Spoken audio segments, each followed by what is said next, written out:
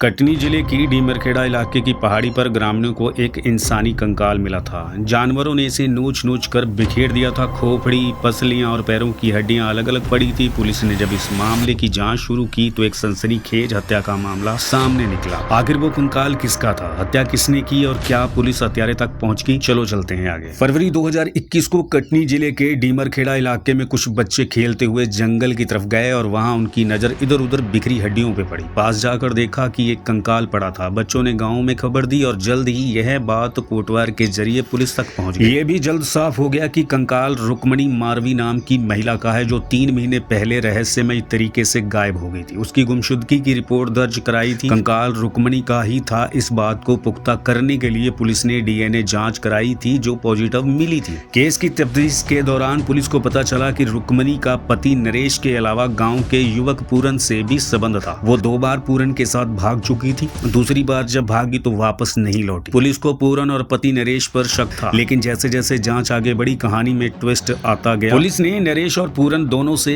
कई दौर की पूछताछ, लेकिन कोई ठोस सुराग हाथ नहीं लगा। पुलिस को नरेश पर इस बात का शक था कि क्या उसने सामाजिक बदनामी से तंग आकर अपनी पत्नी को रास्ते से हटा दिया। वहीं पूरन पर शक था कि रुक्मणी उस पर शादी का दबाव बना रही थी। उससे छुटकारा पाने के लिए उसने हत्या कर दी होगी। पुलिस तीसरी थ्योरी पर भी काम कर रही थी कि क्या इस कहानी में कोई ऐसा किरदार भी है जिस पर अभी तक किसी की नजर ना गई हो। पूरन और नरेश दोनों अपनी अपनी जगह सही लग रहे थे और उनके पास हत्या का कोई सीधा मकसद नजर नहीं आ रहा था।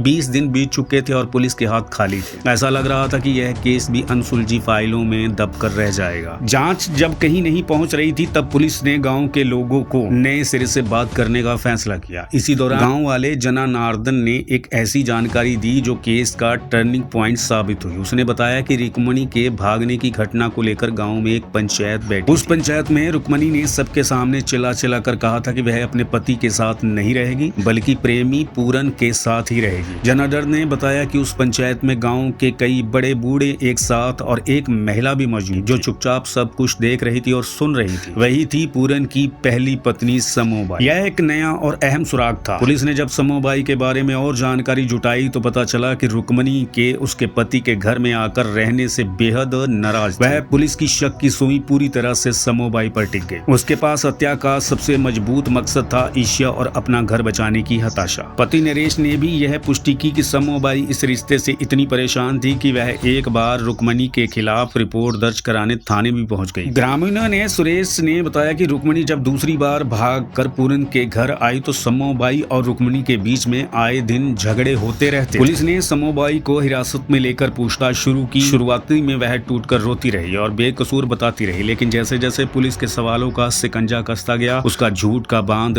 ढहने लगा। आखिरकार उसने जो कहानी सुनाई उसे सुनकर पुलिस वाले भी सन रह गए। समो ने बताया कि जब रुक्मणी पंचायत के फैसले के खिलाफ जाकर मेरे घर में रहने आ गई तो मेरा जीना मुश्किल हो गया। मेरा पति दिन रात उसी के साथ रहता था। वह रात में भी मेरे पति के साथ सोती थी। एक रात मैंने उन्हें साथ देख लिया, मुझसे बर्दाश्त नहीं हुआ। उसी पल मैंने सोच लिया था कि अब ये या तो ये रहेगी या मैं रहूं। उसने आगे बताया कि एक दिन मेरा पति किसी काम से बाहर गया हुआ था। घर में मैं और रुक्मणी अकेले थे। इसी बात को लेकर हमारा फिर से झगड़ा हुआ। उससे मुझे ताना मारा कि पूरन अब सिर्फ उसका है, मेरा खून खोल उठा। मैं रसोई में गई और कुल्हाड़ी उठाकर ले आई। उसने मुझे रोकने की कोशिश की, लेकिन मेरे सिर पर खून सवार था। मैंने पूरी ताकत से कुल्हाड़ी उसके सिर पर मार दी और वो वहीं ढेर हो गई। हत्या के बाद समझ नहीं आ रहा था कि अब इस लाश का क्या करे। उसने फौरन अपने भाई शिव कुमार को बुलाया। उसने अपने भाई को पूरी बात बताई और लाश को ठिकाने लगाने में मदद मांगी। भाई ने अपनी बहन को बचाने के लिए उसका साथ दिया। उसी रात दोनों भाई बहन ने मिलकर रुक्मणी के शव को एक बोरे में बंद किया। अंधेरे का फायदा उठाकर शव को घर से करीब 1 किलोमीटर दूर